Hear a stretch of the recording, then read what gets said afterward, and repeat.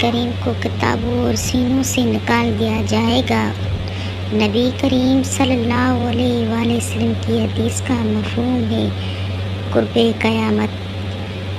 قرآن اللہ کے پاس چلا جائے گا۔ اللہ قرآن سے کہے گا، قرآن تم اوپر آ گئے ہو۔ قرآن جواب دیتے ہوئے کہے گا، یا اللہ، لوگ قرآن تو پڑھتے تھے لیکن پڑھ کر عمل نہیں کرتے تھے۔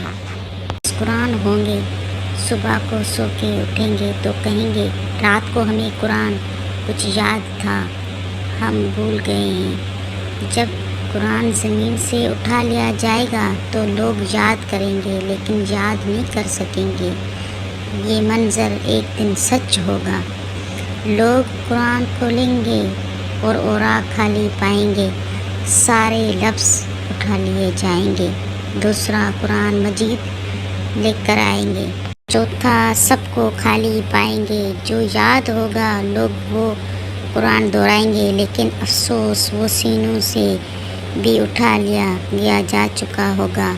اسی دن سب کو احساس ہوگا کہ قرآن کریم کو زمین سے اٹھا لیا گیا ہے، کتابوں اور سینوں سے نکال دیا گیا ہے۔